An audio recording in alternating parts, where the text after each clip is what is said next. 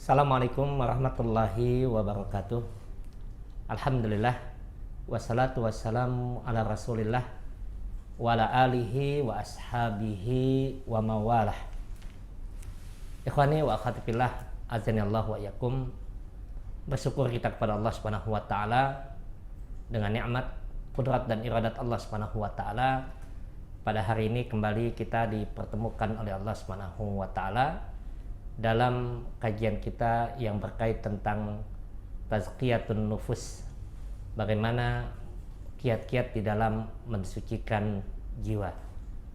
Pada kesempatan ini kita akan coba membahas uraian yang disampaikan oleh Al-Imam Ibnul Qayyim rahimahullahu ta'ala, bahwa di dalam mensucikan jiwa, selain kita melaksanakan apa yang Allah perintahkan, meninggalkan apa yang Allah larang di dalam hidup dan kehidupan kita, yang ketiga adalah bagaimana kita bertobat dari dosa-dosa yang membawa kerusakan di dalam hidup dan kehidupan kita. Apakah yang dimaksud dengan dosa? Atau di dalam bahasa Arabnya kita kenal dengan kata adzambu. Adzambu atau dosa itu disampaikan oleh para ulama adalah satu perbuatan yang terjadi karena dua hal. Yang pertama disampaikan oleh para ulama adalah bitarkil ma'murat, meninggalkan apa yang telah Allah larang. Dan yang kedua adalah bifi'lil mahzurat, yaitu mengerjakan apa yang Allah larang. Nah, kedua hal inilah yang pada bahasan pertama kita mengetahui bahwa melaksanakan perintah dan meninggalkan larangan adalah bagian untuk mensucikan jiwa. Tetapi di dalam kehidupan kita, di dalam melaksanakan perintah meninggalkan larangan, ada kalanya kita tidak sempurna di dalam mengerjakan perintah yang Allah berikan kepada kita. Atau mungkin kita lalai dengan mengerjakan apa yang Allah larang di dalam kehidupan kita. Nah, meninggalkan apa yang Allah perintahkan, mengerjakan apa yang Allah larang, dengan kasih sayang Allah Subhanahu wa taala kepada kita, memberikan pintu untuk pensucian jiwa kita dengan apa yang disebut dengan at-taubah. Al-Imam An-Nawawi rahimahullahu ta'ala menyebutkan kepada kita di dalam kitabnya bahwa yang dimaksudkan dengan taubat maknanya adalah, kata beliau, al-inabatu ilallahi azza wa jalla. Al-inabah maknanya adalah kembali kepada Allah Subhanahu wa ta'ala.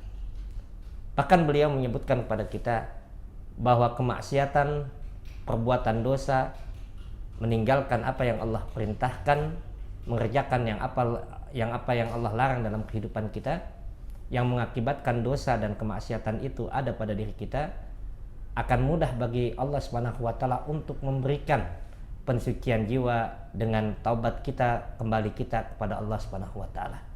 Itulah mengapa kemudian syarat seorang yang taubatnya diterima oleh Allah Subhanahu wa taala, beliau sampaikan ketika kita membaca ayat Allah Subhanahu wa taala di dalam Al-Qur'an, dalam surat At-Tahrim ayat yang ke-8, Allah Subhanahu wa taala menyebutkan, ya ayyuhalladzina amanu tubu ilallahi taubatan nasuha. Wahai orang-orang yang beriman, bertaubatlah, kembalilah kepada Allah Subhanahu wa taala dengan taubat nasuha, taubat yang sesungguhnya, taubat yang benar, taubat yang dia memiliki syarat yang harus dilakukan untuk bisa taubatnya diterima oleh Allah Subhanahu wa taala. Dan syarat itu disampaikan oleh beliau, yang pertama adalah apa yang disebut dengan an-nadam. Yang kedua adalah al-iqla'. Dan yang ketiga adalah kita melakukan taubat itu dengan mengembalikan hak yang ada pada diri kita, yang kita ambil dari apa yang dimiliki oleh orang lain, baik itu kehormatannya, baik itu harga dirinya, ataupun harta benda yang dimilikinya. Nah, ini syarat taubat yang disampaikan oleh beliau. Bahkan dalam kitab Syarah Riyadhus Shalihin, Syekh Utsaimin rahimahullahu ta'ala menambahkan syarat yang beliau sebutkan kepada kita, dengan yang satu beliau sampaikan kepada kita bahwa syarat taubat itu harus dilakukan dengan keikhlasan. Nah, inilah yang kita melihat syarat-syarat yang disampaikan oleh para ulama tadi, Yang pertama misalkan bahwa syarat untuk bertobat kepada Allah Subhanahu wa taala disampaikan oleh para ulama adalah apa yang disebut dengan an-nadam. Menyesali bahwa perbuatan itu adalah perbuatan dosa yang telah ia perbuat. Seorang yang ingin kembali kepada Allah Subhanahu wa taala, ingin bertobat kepada Allah Subhanahu wa taala, ingin kembali mensucikan jiwa yang Allah telah berikan kepadanya untuk berada di atas ketakwaan, maka dia harus menyesali dan menyadari dengan sepenuh hati bahwa apa yang ia perbuat adalah kesalahan. Tidak ada faedahnya taubat seseorang ketika dia tidak menyesali bahwa apa yang ia perbuat adalah sebuah kesalahan. Dan yang kedua adalah dia melakukan ikhla, memutuskan mata rantai kesalahan itu dalam hidup dan kehidupannya. Dia akan berhenti dari perbuatan maksiat. Dan yang ketiga dia al-azam, dia berjanji kepada Allah Subhanahu wa taala untuk meninggalkan apa yang telah ia perbuat dan bertekad untuk menggantikan dengan yang lebih baik. Dan yang keempat yang disampaikan oleh ulama tadi, bahwa di antara syarat tobat kepada Allah Subhanahu wa taala, andaikan berkaitan tentang hak manusia yang dia ambil pada dirinya, maka hak itu harus dia kembalikan.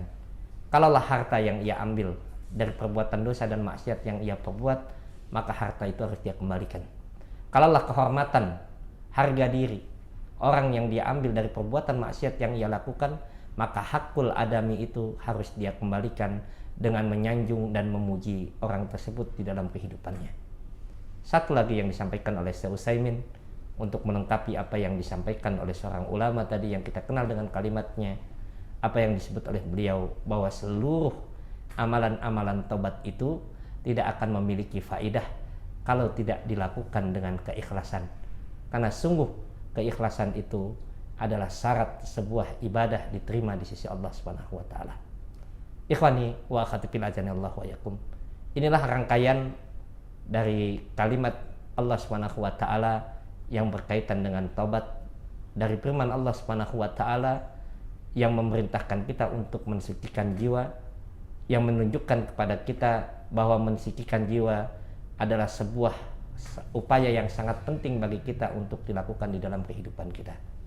Maka pada kesempatan yang akan datang, insya Allah kita akan coba masuk pada apa yang mempengaruhi kejiwaan kita, dari bentuk fisik yang ada pada diri kita, dari makanan yang masuk pada diri kita, dari minuman yang masuk pada diri kita, dari pakaian dan apapun yang kita miliki yang bisa memberikan dampak positif atau negatif dalam kehidupan kita.